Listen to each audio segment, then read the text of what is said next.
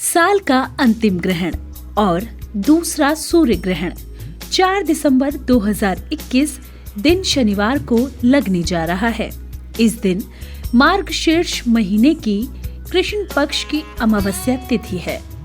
शास्त्रों और खगोलीय दृष्टिकोण के अनुसार सूर्य ग्रहण 3 प्रकार के होते हैं।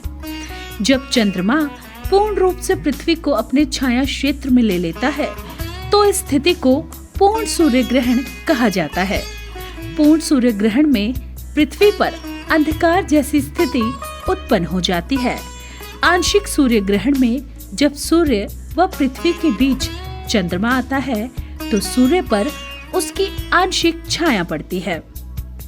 इसी प्रकार जब सूर्य का केवल मध्य भाग ही चंद्रमा के छाया क्षेत्र में आता है तो स्थिति को वलयाकार सूर्य ग्रहण कहा जाता है।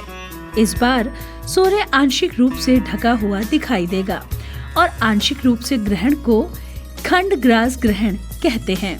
यह ग्रहण अमेरिका, ऑस्ट्रेलिया, अंटार्कटिका, दक्षिण अफ्रीका में दिखाई देगा। भारत में इस सूर्य ग्रहण को नहीं देखा जा सकेगा।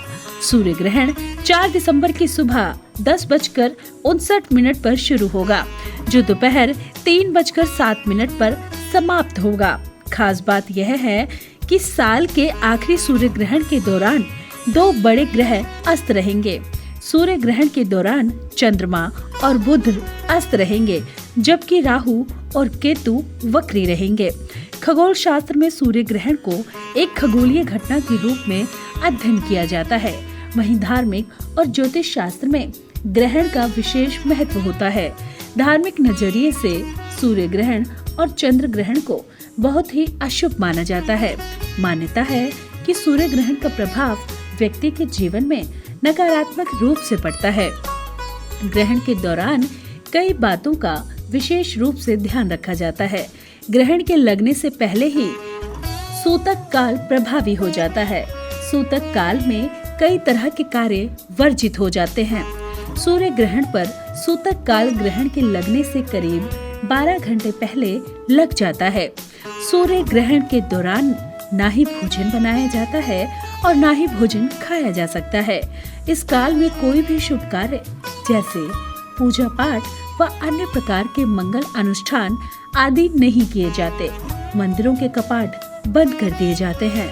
इस काल में केवल भगवान का भजन ही मान्य होता है। इस दिन गर्भवती महिलाएं घर से बाहर नहीं निकलती और ना ही उन्हें चाकू, छुरी या किसी नुकीली चीज का प्रयोग करना चाहिए।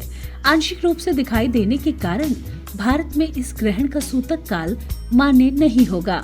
ज्योतिष के अनुसार भले ही इसके नियम मान्य नहीं होंगे, लेकिन यह ग्रहण सभी 12 राशियों को प्रभावित करेगा।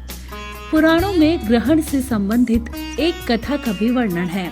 समुद्र मंथन की पौराणिक कथाओं के अनुसार जब दैत्यों ने तीनों लोक पर अपना अधिकार जमा लिया था, तब देवताओं ने भगवान विष्णु से मदद मांगी। तीनों लोक को असुरों से बचाने के लिए भगवान विष्णु का आवाहन किया गया। तब भगवान विष्णु ने देवताओं को क्षीर सागर का मंथन करने के लिए कहा और इस मंथन से निकले अमृत का पान करने के लिए कहा। भगवान विष्णु ने देवताओं को चेताया था कि ध्यान रहे अमृत असुर न पीने पाएं, क्योंकि तब इन्हें युद्ध में कभी नहीं हराया जा सकेगा। भगवान के कहे अनुसार देवताओं ने क्षीर सागर में मंथन किया। समुद्र मंथन से निकले अमृत को लेकर देवता और असुरों में लड़ाई हुई। तब भगवान विष्णु ने मोहिनी रूप धारण कर एक तरफ देवता और एक तरफ असुरों को बिठा दिया और कहा कि बारी बारी सबको अमृत मिलेगा।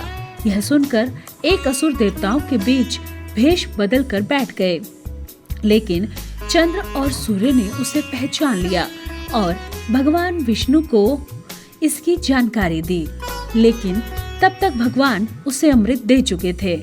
अमृत गले तक पहुंचा था कि भगवान विष्णु ने अपने सुदर्शन चक्र से असुर के धड़ को सिर से अलग कर दिया, लेकिन तब तक उसने अमृत पान कर लिया था। हालांकि अमृत गले से नीचे नहीं उतरा था, लेकिन उसका सिर अमर हो गया।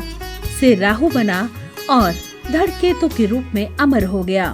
भेद खोलने के कारण ही राहु और केतु की चंद्र और सूर्य से दुश्मनी हो गई। उस समय से राहु और केतु सूर्य एवं चंद्रमा से द्वेष रखते हुए समय समय पर इनका ग्रास यानी ग्रहण करते हैं।